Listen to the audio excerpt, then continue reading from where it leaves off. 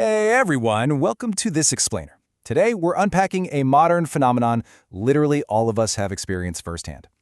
We are living in the golden age of behavior change tech, right? From language learning platforms, and yeah, we all know that very specific universal guilt of ignoring their passive-aggressive daily notifications, to mindfulness guides, to fitness trackers. We're just surrounded by digital tools that promise to make us healthier, smarter, and overall happier. But despite the massive popularity of these tools and, our own genuine desire to improve ourselves, something in this digital ecosystem is just fundamentally broken. To put that into perspective, 53%. According to recent research, about 53% of mobile health apps are uninstalled within just 30 days of being downloaded. That's a staggering drop-off rate. Half of these digital commitments are totally abandoned before we've even had a chance to form a habit. So it begs a pretty relatable question. Why do our digital self-improvement tools fail us so consistently? We absolutely all know the frustration of the smartphone app graveyard. You know the one. Apps we downloaded with the absolute best of intentions, used obsessively for maybe a week, and then literally never opened again. Is it just a lack of willpower on our end, or is there a deeper psychological mismatch happening in how these things are actually designed? Well, let's dive into this. We're going to explore the app abandonment epidemic, the hedonic treadmill trap, the motivation spectrum, our basic psychological needs, and finally, how to design for sustained behavior change. Starting with the app abandonment epidemic and the illusion of the quick fix. Which leads us right into the hedonic treadmill trap and why our brains actually sabotage us. See, when we first download an app, our initial use is heavily driven by just sheer novelty. We really want that quick fix.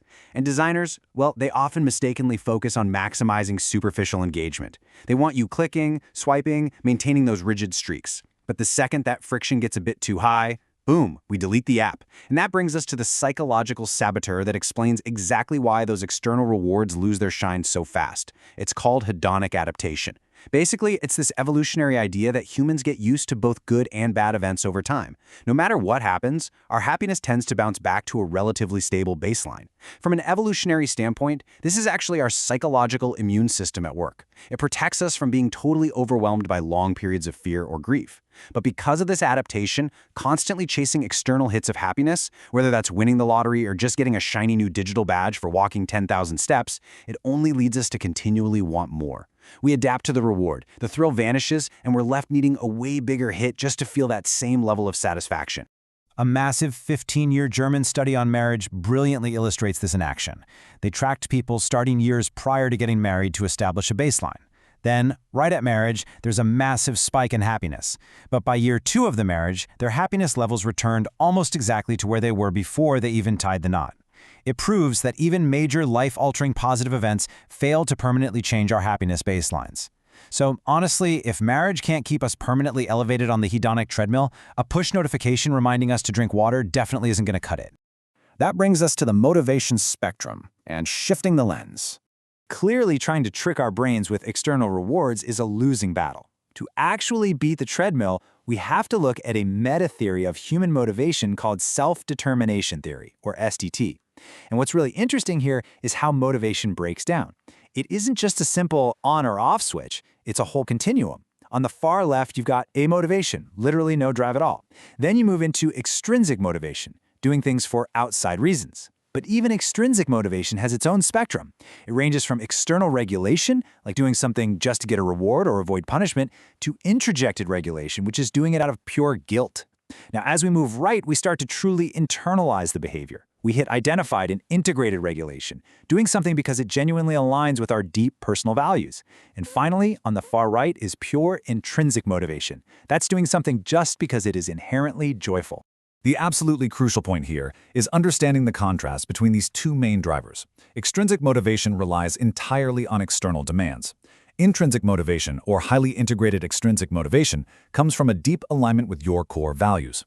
To actually sustain behavior change, we absolutely must move away from chasing superficial streaks and shift towards fully internalizing our goals.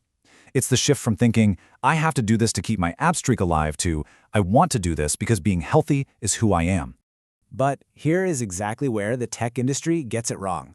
Researchers combed through 15 different behavior change technology papers from the ACM Digital Library and found a massive blind spot. They discovered that most apps fail because they leverage self-determination theory to optimize engagement with the technology itself, rather than facilitating genuine internal behavior change in the user. They basically use gamification to make clicking buttons fun, but they completely fail to help you internalize the ultimate value of the habit. So when the app gets boring, and it will, the habit just dies right along with it. Moving on to basic psychological needs, the pillars of drive. So how do we actually help people internalize their goals? Well, SDT tells us that shifting across that motivation spectrum requires specific psychological nutrients. The theory states that humans have 3 innate, basic psychological needs that simply must be met to energize autonomous, long-lasting motivation. First up is autonomy. Now, this isn't just about having choices. It's about feeling a sense of volition and self-endorsement. It's feeling like you are the true author of your actions. Second is competence. This is feeling capable, experiencing true mastery, and feeling effectively challenged. Not too easy, not too hard. And third is relatedness. This is our universal need to feel a sense of belonging and genuine connection to others. These 3 nutrients are absolutely essential. And this is incredibly important to grasp. Because let's be real, behavior is not always driven by intrinsic motivation. Chores like dieting, sticking to physical therapy, or saving up for retirement, those are mostly driven by extrinsic factors. Since those tasks aren't exactly thrilling on their own, our digital tools have to actively support our needs for autonomy, competence, and relatedness to help us internalize their value. I mean, think about it. If a physical therapy app just barks orders at you, it completely violates your autonomy. You might comply for a week out of guilt, but you're for sure not going to sustain it. Finally, designing sustained behavior change, the toolkit for success. So, how do we actually bring these academic concepts together to build a toolkit for real success? First off, we've got to fight that treadmill. The Hedonic Adaptation Prevention, or HAP model, gives us 2 vital steps to keep our motivation from flatlining. Step 1 is variety. Creating unexpected surprises and dynamic changes makes it really difficult for our brains to just get used to an event. It keeps the happiness levels high. Step 2 is appreciation, actively recognizing and valuing what we have. Interestingly enough, research even suggests that intentionally giving something up and getting it back can prevent adaptation.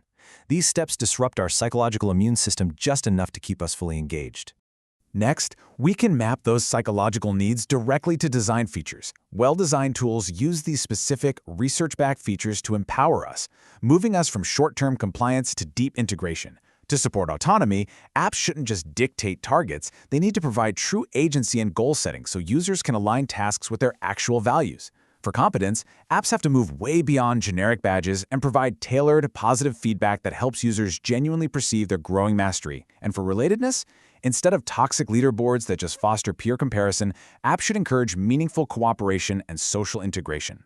When technology respects our autonomy, builds our competence, and connects us to others, it stops being a superficial treadmill and becomes a real scaffold for enduring growth. Which leaves us with one final, provocative question as we evaluate the screens in our own lives. Think about the habits you're tracking right now. Are your goals truly your own, deeply integrated into your values, or are you just running on someone else's digital treadmill? Take back your autonomy, and the sustained motivation will absolutely follow. Thanks for joining me on this explainer, and keep questioning the tech that shapes your world.